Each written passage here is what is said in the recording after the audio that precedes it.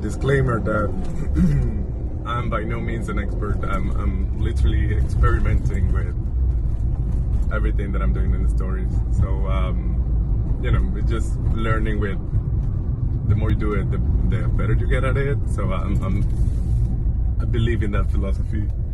So I try to do as much as I can so I can get something done. The first challenge is how not to be repetitive, and because I'll give you an example. There's so much driving I can show you before you just skip the story altogether. But that doesn't mean that doesn't happen. That happens every single time that I'm going to a wedding. I'm driving to the wedding, and you include some of it so that it establishes the timeline of what's going to happen during the day. But at the same time, I've been to West Point, for instance, many, many times. So should I show you every time I'm going to West Point that there's a lot of driving involved to go to the wedding? Maybe for one, and then I'll skip a couple, and then I'll come back to do something with it.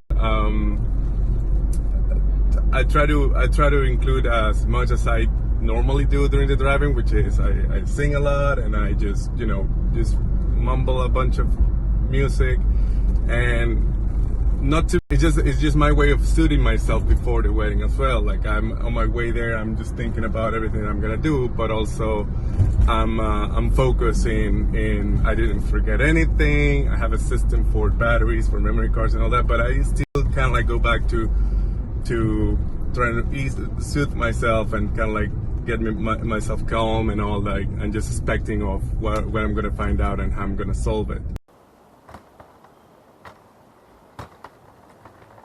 Another major challenge is, how do you keep the stories within 14 seconds so that Instagram doesn't cut you off?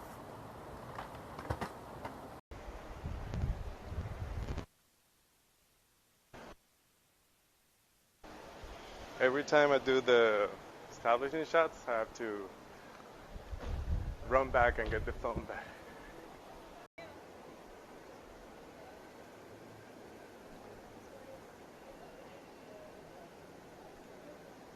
Maybe the most important part of doing the story is that I wanna be discreet, and I don't wanna take away anything from the couple's day. So even though I'm recording myself and putting the camera, I ask for their permission first. But even with their permission, like, yeah, you can do whatever you want. I would never post anything too intimate or too.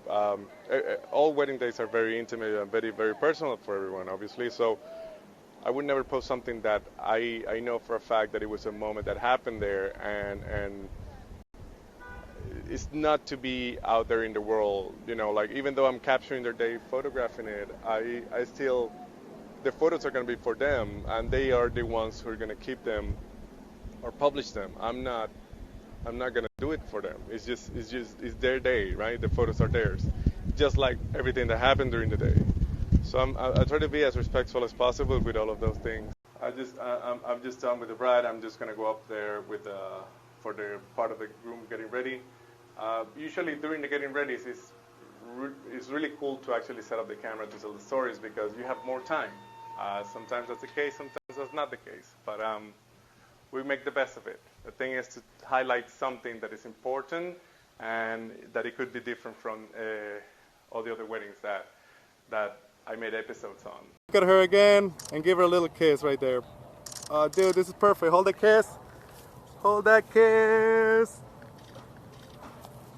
This is gorgeous. Gorgeous, gorgeous, gorgeous. Keep looking at her. Talk to her about today.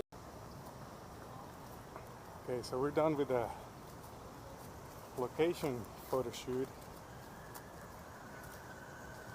I'm heading over to the restaurant, the venue, where they're gonna have their ceremony and reception.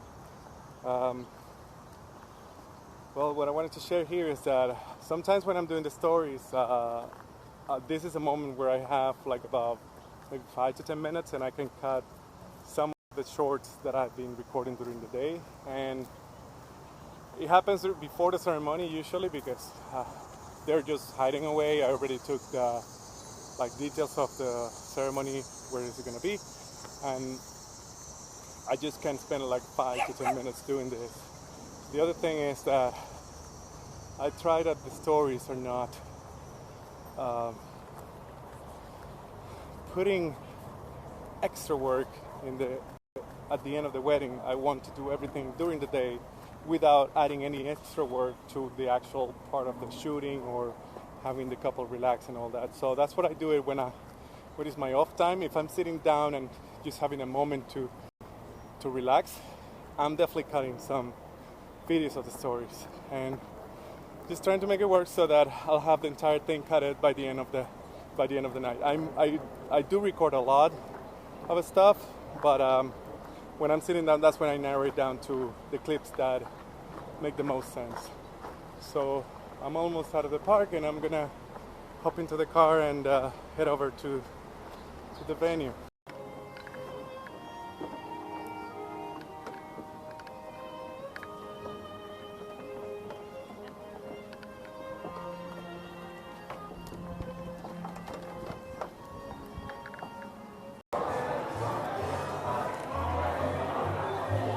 Fíjate que hay un buen reflejo con el 85 que queda bien.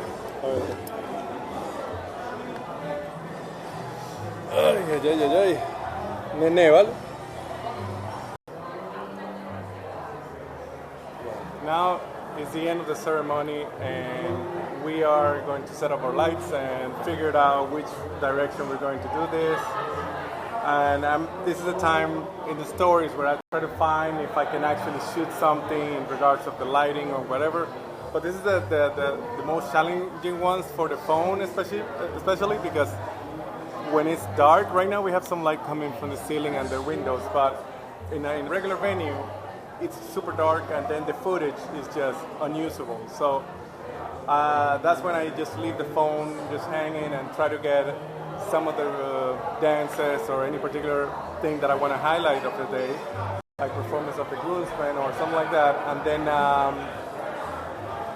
it has to be with good lighting. If I spend a minute doing like a time lapse of the dances or the first dance or the introductions or anything, and then I see that it doesn't work because the light it just wasn't there. It was super dark. I won't use it, and then I'll just cut the story short and just leave the cliffhanger for the next episode.